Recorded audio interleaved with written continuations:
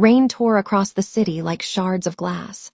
Lightning split the sky in two, illuminating the towering skyscrapers in fleeting brilliance.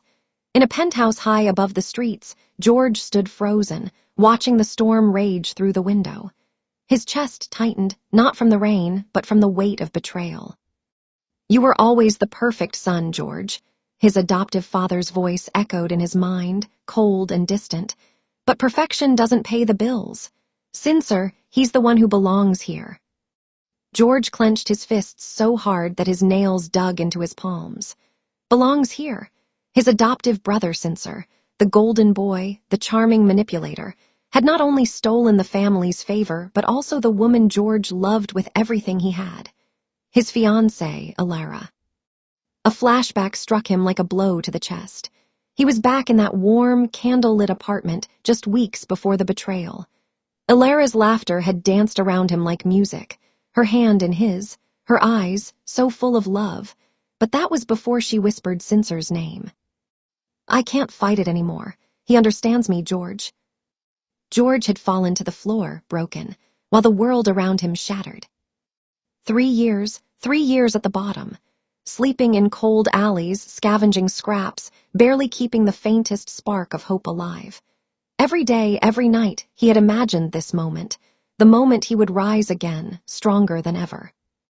And then it happened. The accident, carefully orchestrated, nothing left. But the universe, it seemed, had other plans. George's eyes snapped open. He was back. The same stormy night 3 years earlier. Nothing had changed except him. He felt it in his bones. "This time I control the narrative." His phone buzzed. A reminder of the past, a cruel echo. A message from his former assistant, now loyal to Sincere. "George, I'm sorry. I never meant for it to happen this way." A ghost of a smile curved his lips. Too late for apologies. He stepped out into the night, letting the rain soak through his clothes, washing away the remnants of his old life. Each droplet felt like a baptism, a cleansing. He whispered to himself, almost like a vow. "I will rise, I will rebuild, and I will make them pay." The first step was small, a modest construction materials company at the outskirts of the city. But George saw it not as a job, not as survival. He saw it as a battlefield. Every contract, every shipment, every client was a chess piece. And George, he was a master of the game, armed with memories of the future and a mind honed for precision. That night, as thunder roared and lightning painted the streets in silver and fire, George's reflection in a puddle didn't show despair. It showed determination. It showed revenge. It showed the man who would take everything they had taken from him, and more. From the shadows, a faint voice murmured, soft, almost lost to the storm. "You've come back, stronger than before." George didn't answer. He didn't need to. The storm was enough to drown out words. His heart was enough to drown out fear. The world had burned him once, but now he was fire itself. And fire never forgets. The city hummed with life as George walked through the early morning streets. The rain had stopped, leaving everything glistening like wet glass. The air smelled of asphalt and new beginnings, sharp, biting, promising. 3 years ago, this same street had been a prison. Now, every step was a declaration. Every glance a quiet assertion, "I'm back." George arrived at a small, unassuming building tucked between a noodle shop and a dusty bookstore. A modest sign read, "Haven Construction Materials Co. To the casual observer, it was just another small business." But to George, it was a seed, a foundation on which an empire would rise. Inside, a few loyal employees were already at work, stacking crates and checking inventory. They eyed him curiously. George's expression was calm, almost casual, but his mind was a storm of calculation. "I need to understand everything, every weakness, every opportunity," he murmured to himself, flipping open a small notebook filled with predictions, strategies, and notes from his past life. The first challenge came quickly. A large construction bid, the type that could have meant millions, was up for grabs. Normally, Haven would have no chance, but George knew exactly what the developers wanted. He knew every loophole, every budget flaw, every underhanded tactic Sincere's company would attempt. He leaned over a table, pointing at the proposal. "We won't just submit this bid, we'll anticipate theirs. Every clause, every counter, every hidden cost, we exploit it. We win because they won't see it coming." An employee hesitated, voice trembling. "But Cincer's company, they're huge. How can we?" George's gaze cut through the doubt like a blade. "Do you want to scrape by, or do you want to dominate? Because if we win this, nothing will ever be the same. Not for them, not for anyone. We start small, but we think like giants." The next few weeks were a blur of strategy, meticulous planning, and quiet ruthlessness. George reminded himself constantly, this was not revenge in the flamboyant, obvious sense. It was surgical, precise, crushing. Every small victory would weaken Cincer's empire without ever revealing George's hand. Late one night, George sat alone in the office, rain streaking the windows again, a faint lightning glow outlining his determined face. He opened a letter, an old one he had never sent. It was addressed to Alara. "You took everything from me. You think I forgive you? I don't. But I will show you through everything I build, everything I destroy, that the man you left behind was never gone. He just learned to wait." He crumpled the letter without sending it. The fire in his chest was enough. Words were unnecessary. Action was all that mattered. A knock at the door startled him. One of his employees, shy and cautious, held a small cup of coffee. "Sir, I think we can win the bid. The client, they're considering us." George took the cup without a word, his mind racing with scenarios, counter-scenarios, traps, and triumphs. He smiled, not a warm smile, but the kind that chilled the air. "Good," he said softly. "Make them remember our name." Outside, the city's lights flickered like distant stars. Somewhere, Cincer was preparing for a life George had once imagined for himself. He had no idea the storm brewing just beneath the surface, quietly, patiently, waiting to dismantle everything he loved. And George had all the time in the world. "Patience," he whispered to the night. "Patience and then fire." The conference room smelled faintly of polished wood and fresh ink, a room meant for deals, contracts, and power plays. George stood at the head of the table, his tailored suit fitting perfectly, a mask of calm professionalism hiding the storm in his mind. Across from him, a group of developers scrolled through proposals. Among them, a familiar face flickered, one of Cincer's usual associates. He paused, sensing something off, but George didn't flinch. He didn't need to. "Gentlemen," George began, voice smooth, deliberate, "thank you for considering Haven Construction Materials. I understand you have many options, but what I can offer isn't just materials. It's reliability, foresight, and, most importantly, efficiency that no other company can match." He clicked through the presentation like a maestro. Every number, every projection, every contingency plan was perfect. He knew exactly how Cincer's team would argue, where they would hesitate, and he had already neutralized every objection.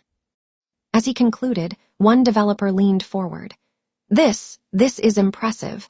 Most companies would overlook these details." George smiled faintly. Most companies don't have the advantage of hindsight. A silence fell over the room. The phrase seemed innocuous, but the undertone was sharp, deliberate. They didn't question it because they couldn't. Outside the glass walls, the city lights glittered like distant diamonds. Somewhere, Cincer's company was preparing its counteroffer. Somewhere, Alara was probably congratulating him on securing what was rightfully theirs. George leaned back, the satisfaction of victory simmering beneath his calm exterior. He didn't celebrate. Not yet. This was just the first step, a single, strategic pawn moved across a vast board. Later that night, in the dimly lit office, George allowed himself a rare moment of reflection. He pored over old photographs, Alara laughing, Cincer smirking, his adoptive parents smiling down as if he were never meant to exist. His chest tightened, not with pain, but with the cold, focused clarity of purpose. A sudden knock on the office door startled him. A young assistant entered hesitantly. "Sir, the developers called. They've signed the contract. Haven will supply their project materials." George's smile was almost imperceptible, a faint curve of lips. Good, he said softly. Prepare the shipment, and make sure Censor hears about it. The assistant blinked, puzzled. Sir. Just let him know the game has begun, George replied, eyes distant, watching the rain streak the window. Every victory, small or large, is a message. Flashbacks came unbidden. He remembered the night Censor had stood in that same room years ago, basking in his parents' praise while George's world crumbled. He remembered Alara's betrayal, the sting of being abandoned, left to rot. And he remembered the accident, the moment everything had ended, only to begin again. Now the boardroom was his battlefield. Every bid, every negotiation, every strategic move was a strike aimed at dismantling the empire that had destroyed him.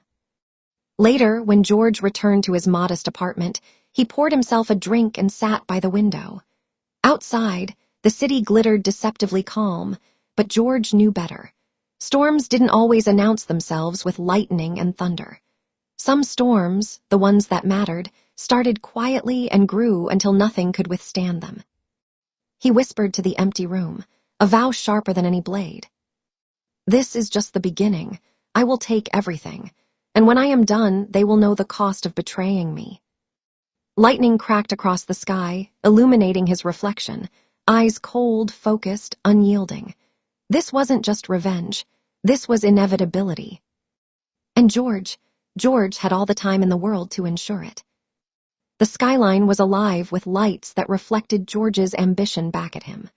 From his modest office atop Haven Construction Materials, he could see the towers of Censor's empire looming in the distance, symbols of everything that had been stolen from him. He didn't feel fear. He didn't feel envy. He felt opportunity. A message buzzed on his phone. It was from a former insider at Censor's company, someone who had grown disillusioned with the arrogance and corruption at the top. George smiled faintly. Perfect. The plan was set. Every major project Censor's company was pursuing would encounter unexpected delays, hidden costs, and subtle leaks of information, all orchestrated to make him appear incompetent. George's moves were invisible, his strategy surgical.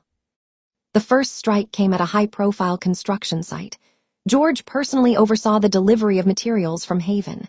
Quality superior. Timing perfect. The project manager, who had been under Censor's thumb, openly praised Haven in a small but telling industry report. The subtle humiliation hit Censor where it hurt, publicly, but without a direct challenge. And then came the personal blow. George requested a private meeting with Alara. She looked the same, beautiful, composed, confident, but there was an undercurrent of guilt she couldn't hide. George noticed it immediately. Alara, he said softly, yet with the weight of 3 years of betrayal behind the words. Do you remember that night? Her eyes widened, heart skipping. George, You left me. You chose him. You walked away from everything we built, everything we dreamed about. And you think you can just live your life as if nothing happened.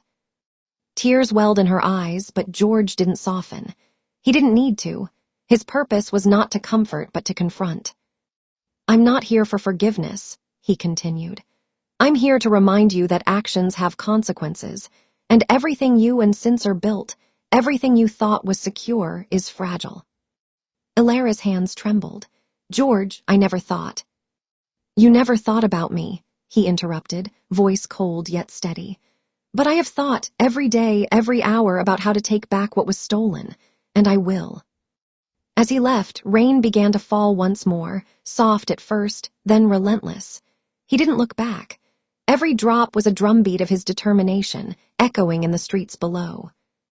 Meanwhile, at Censor's towering office, the first reports of lost bids, project delays, and internal leaks began to arrive. His confident facade faltered, just slightly at first. Then cracks appeared. A meeting with investors ended in frustration. A client withdrew a contract, citing unforeseen issues with suppliers. The whispers started. People noticed Haven Construction Materials, a previously insignificant company, suddenly dominating projects Censor thought were his. Censor slammed his fist on the table, rage boiling. How is this happening? His second in command, nervous, avoided his gaze. Sir, it's Haven. They're outperforming us strategically, almost as if. Almost as if what? Cincer barked, teeth gritted.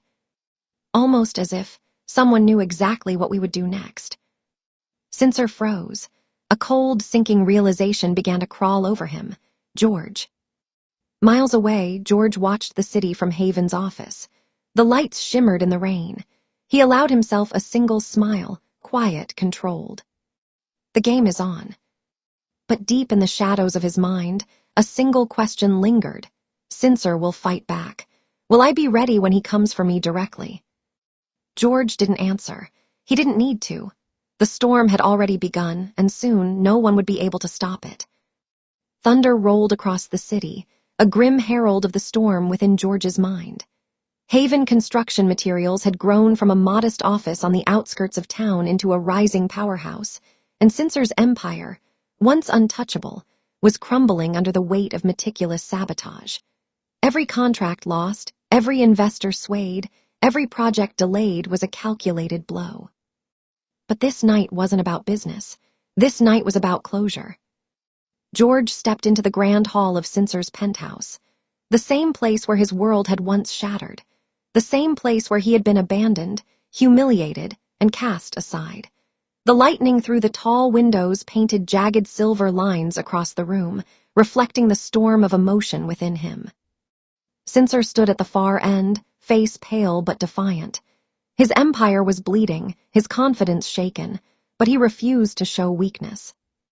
You've ruined everything, Cincer spat, voice trembling with rage. How are you even standing here? George's gaze was unwavering, calm, collected, but lethal in its intensity. I didn't ruin anything, Cincer. I simply reminded you that the world doesn't bend to the selfish and the cruel. It bends to those who fight back, and I've been fighting, quietly, patiently, for 3 years. Cincer's fists clenched. You think money, contracts, little manipulations that will fix everything. You think it will bring back what we lost. George stepped closer, the storm outside echoing the storm inside him. I don't want to fix the past. I want to correct the present. And you are a part of that correction. Flashbacks came unbidden. Alara's whispered betrayal, his parents' cold dismissal, the calculated accident meant to erase him. Every wound, every humiliation had forged a blade in his soul, and tonight that blade would find its mark not in violence, but in truth. Alara appeared in the doorway, silent, her expression torn between regret and fear. George, please, she whispered, voice cracking. I never meant. George shook his head. This isn't about forgiveness, Alara. This is about justice. Not for me, but for the life I should have had. Cincer's eyes darted between George and Alara, realization dawning. You're not the same boy I left behind. His voice faltered. You're something else, something unstoppable. George nodded slowly. I've learned patience. I've learned strategy. And I've learned that revenge isn't always about pain. Sometimes it's about showing the truth. Every empire built on betrayal will fall eventually. Yours just happened to fall into my hands.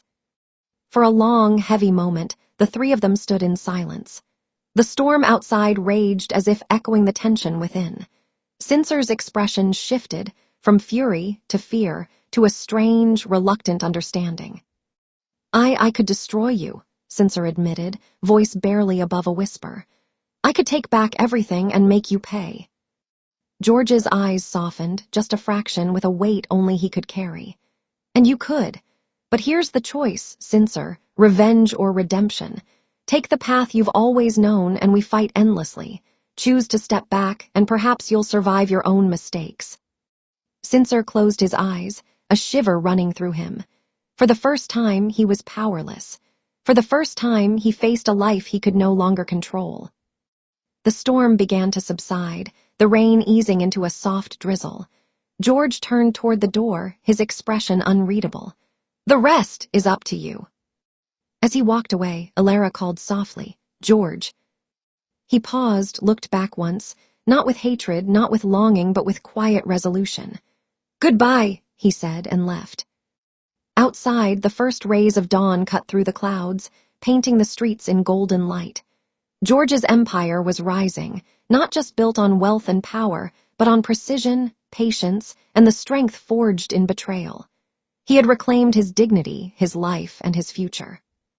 And as the city awoke, the storm finally ended, leaving behind a man who had nothing, and yet now everything.